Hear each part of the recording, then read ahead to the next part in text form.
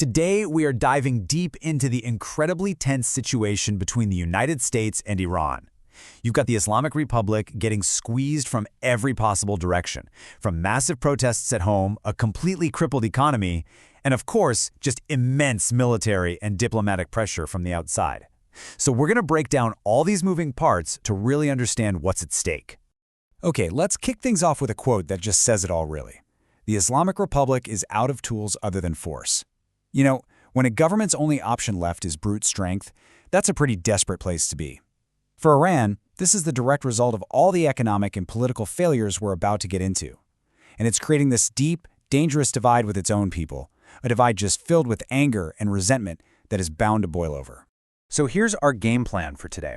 First, we'll look at what's being called Iran's perfect storm of internal problems. Then, we're going to unpack America's really interesting dual strategy of pressure and support. After that, we'll see how the entire region is just on pins and needles, holding its breath. And finally, we'll get to that fork in the road that everyone is facing, the choice between war and a very, very fragile peace. To really get a handle on what's going on, you have to start by looking inside Iran itself. The leadership in Tehran is trapped in this perfect storm of crises. You've got political, economic, and social problems all crashing down at the exact same time. It's creating a level of pressure they've frankly never seen before. It all kicked off with what was described as a sudden explosion of protests. And this wasn't some organized movement. It was just a spontaneous eruption of pure public fury. The regime's response? A completely brutal crackdown. And sure, that violence got people off the streets, for now, but it didn't solve a single one of the underlying problems. All it did was drive that anger underground, leaving behind this layer of shock and resentment that's just waiting to explode again. And look, the economic desperation here, it is just staggering. This number tells you everything you need to know. A 98% drop in your currency's value. That's catastrophic. This isn't just some abstract number on a screen. This means people's life savings have been completely wiped out.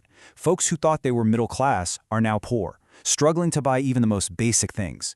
This economic freefall is what's really fueling so much of the hopelessness and the protests.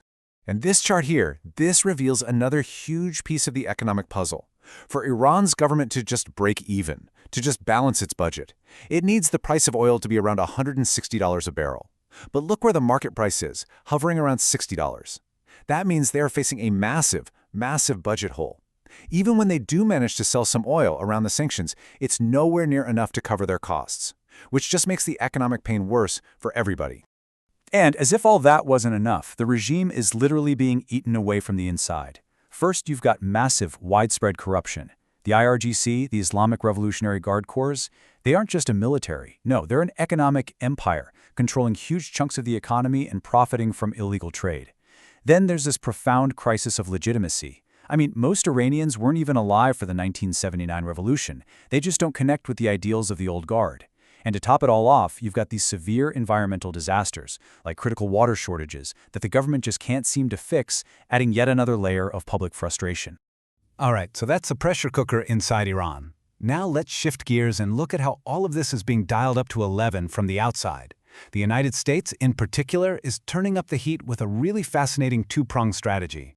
So the U.S. is basically playing a two-track game here, hitting Iran both covertly and overtly. On the covert side, you've got the Trump administration reportedly smuggling in something like 6,000 Starlink satellite internet kits.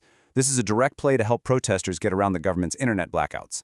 But then, at the very same time, on the overt track, you've got U.S. diplomats in these tense negotiations, all while the Pentagon is building up this massive military force right on Iran's doorstep. And believe me, this military buildup is no joke. We're talking about not one, but two full aircraft carrier strike groups. You've got squadrons of F-15s, A-10s, they've even got Growler electronic warfare jets, plus stealth F-35s at sea. This is not just posturing. It is a very real, very clear military threat that's designed to give the American negotiators a lot more leverage. And this introduces another huge player who's turning up the heat: Israel. After a trip to Washington, Prime Minister Netanyahu basically said out loud that he's skeptical of any deal. See, from Israel's point of view, you can't just talk about the nuclear program. Any deal has to include Iran's ballistic missiles and its network of proxy fighters in the region. The real fear in Israel is that President Trump, who loves making deals, might just settle for a limited agreement that leaves Israel feeling exposed. Now you have to remember, this standoff isn't happening in a vacuum. The entire region is on edge. And for Iran's neighbors, the stakes are incredibly high. But what they want? Well, it might surprise you. For countries like Saudi Arabia and the UAE, their number one enemy isn't actually the Iranian regime itself. It's instability. These countries have bet their entire futures on these massive economic projects: tech, AI, tourism. A regional war would absolutely devastate those plans. Just the idea of the Strait of Hormuz closing, that's an economic nightmare for them. So what are they doing? They are working the phones like crazy, talking to everybody, desperately trying to find a diplomatic way out of this mess. Now, that is a sharp contrast with Israel. For them, this isn't about economics, this is existential. They look at a nuclear-armed Iran with its advanced missiles and its revolutionary ideology, and they see a fundamental threat to their country's survival. That's why their whole posture is preemption at all costs, and it's why they are far more willing to think about military action than their Gulf neighbors are. So you take all of this pressure, the internal chaos, the external military threat, the nervous neighbors, and it all funnels down to one single critical decision point, a fork in the road with consequences that will echo for decades. And it really is that simple, and that terrifying. Does this crisis end in a devastating regional war, or can they somehow find a path to a negotiated peace? Right now, every single one of these players is weighing the immense risks of both of those options. And this table really breaks down the incredibly difficult calculation for everyone. For the US, there's a push to look strong, especially from allies like Israel. But there's also a deep desire to avoid another war in the Middle East. And then you factor in President Trump's very personal, transactional desire for a big win he can point to. For Iran, a deal is the only way to save their economy and survive, but they also worry that only a huge military response could truly deter future attacks. And in the region, you've got Israel seeing a potential opportunity, while the Gulf states are just desperate for the stability that only a deal can bring. And this right here, this gets to the absolute core of the problem. As Vali Nazar from CSIS points out, Iran has zero trust in the United States. Why? Because President Trump already walked away from the last nuclear deal. So the Iranians are thinking, why would we make all these painful concessions if the US might just tear up the deal again? This complete breakdown of trust is a massive roadblock to finding any kind of peaceful solution. So the terrifying thing is, even if nobody actually wants a full-scale war, the risk of just stumbling into one is unbelievably high. You have all this military hardware packed into a tiny area, and you have zero trust between the two sides. A so-called limited strike could spiral out of control in an instant. The Iranians might feel like they have to respond massively, not symbolically, and that could trigger the exact regional catastrophe that everyone says they want to avoid.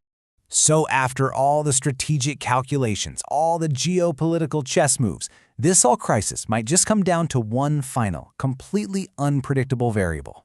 And this is the provocative thought we're left with. According to some serious analysis, the ultimate decision here might not come from some careful, deliberate policy process in Washington. No, the path to war or peace may rest almost entirely in the brain of one person, President Trump. His unique, personal, highly transactional way of doing things means the final outcome might not be decided by strategy, but by a single conversation, a gut feeling, or even a domestic political calculation. And that leaves the entire world holding its breath.